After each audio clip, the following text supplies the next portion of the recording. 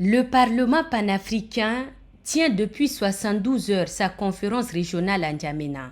Les travaux sont consacrés à la gouvernance et à la promotion de la ratification, l'incorporation législative et la mise en œuvre des instruments juridiques de l'Union africaine sur les valeurs partagées.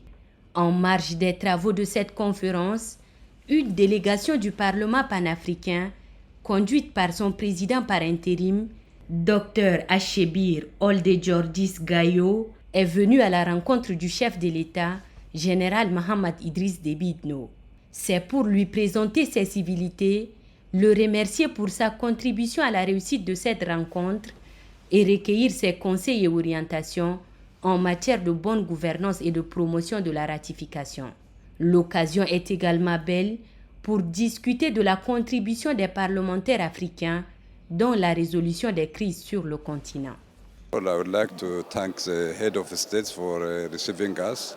Je remercie Monsieur le chef de l'État pour nous avoir reçus en si peu de temps et exprimer la reconnaissance du Parlement panafricain, qui est un organe législatif continental qui débat des questions d'intérêt continental, notamment les questions de règlement de conflits, l'observation des élections. Nous sommes arrivés à poser un certain nombre de questions auxquelles le continent fait face, notamment la question relative à la gouvernance et à la démocratie, la question liée à l'observation des élections en Afrique.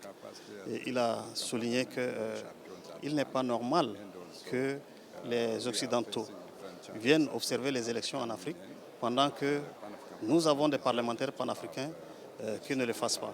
Donc ça, c'est un des messages. Et le second, c'est faire en sorte que l'agenda continental, notamment l'agenda 2063 de l'Union africaine, soit mis en œuvre et le suivi de sa mise en œuvre soit fait au niveau national.